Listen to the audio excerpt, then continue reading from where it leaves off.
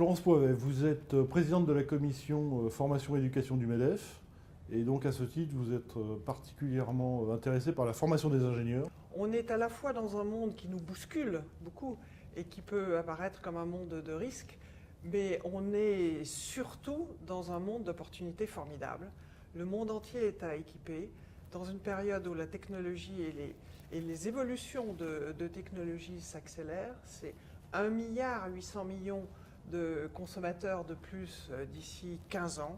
C'est donc un monde d'opportunités. Cela dit, ce monde d'opportunités, il a des exigences. Si on veut le gagner, si on veut qu'il ne se transforme pas en monde de peur et en monde de risque. Et bien sûr, ces exigences, si on les corrèle à la formation de nos ingénieurs, ça veut dire plusieurs choses. Une chose pour laquelle, je dirais, en France, on est plutôt bon, c'est la maîtrise des technologies. C'est l'esprit scientifique, l'esprit lié à une réflexion mathématique, tout ça, on est assez bon. Dans la cour de jeu des ingénieurs, il y a la technologie, vous en avez parlé. Il n'y a pas que la technologie.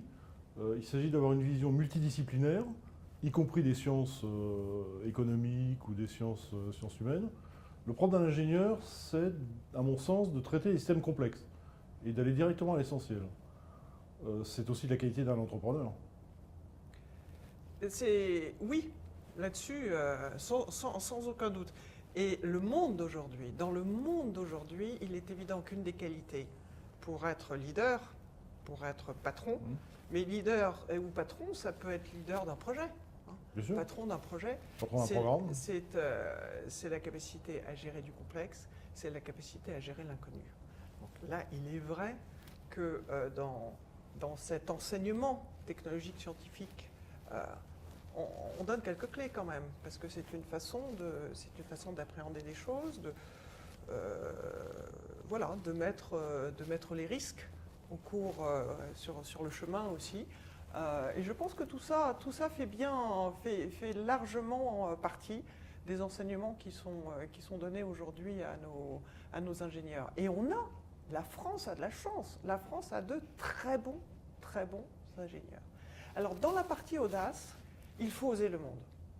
Et je trouve très intéressant de réfléchir à la façon de former la jeunesse et la jeunesse des jeunes ingénieurs d'Afrique. Parce qu'elle nous renvoie quelque part à nous-mêmes et aux écoles d'ingénieurs dans cette exigence d'être dans l'innovation pédagogique permanente. Que ça soit en termes de contenu, que ça soit en termes d'outils, que ça soit en termes, je dirais, de mise en expérimentation et en expérience des jeunes qui sont dans nos écoles. Et je pense que le continent africain, quand on voit la façon dont il a fait le saut au téléphone portable, sans avoir le téléphone fil, sur les formations technologiques, il va être capable de faire la même chose.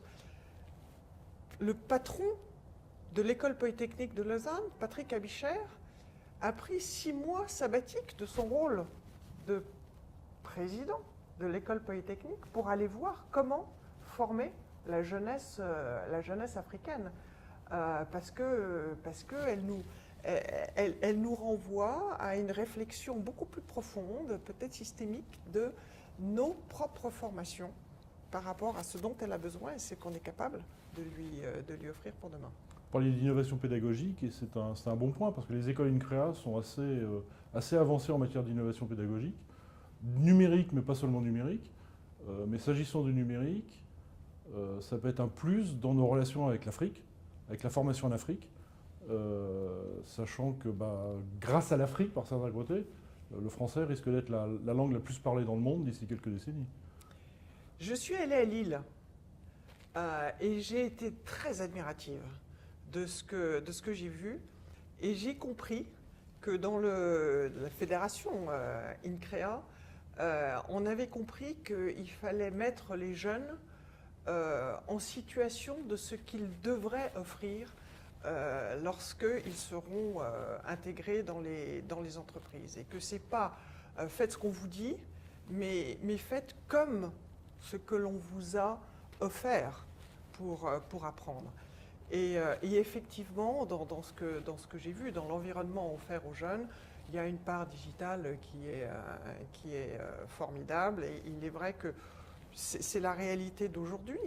Et c'est celle qu'on doit affronter, qu'on soit TPE, PME, qu'on soit industriel, qu'on soit dans le service, peu importe le secteur. C'est une transition numérique, c'est une transition énergétique.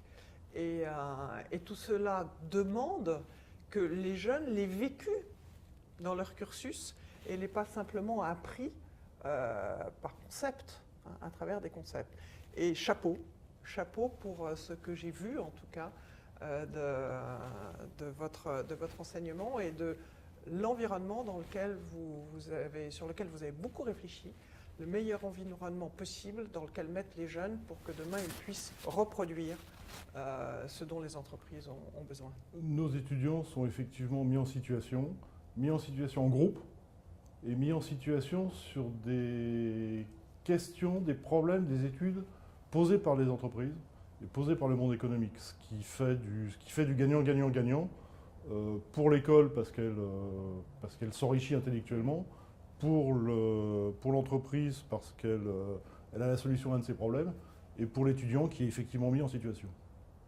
Alors c'est vrai que traditionnellement, les écoles d'ingénieurs, elles sont sur du concret, donc c'est très probablement dans le paysage, je dirais, supérieur, de l'éducation supérieure en France, les écoles qui sont le plus en lien, hein, en proximité avec les réalités des entreprises.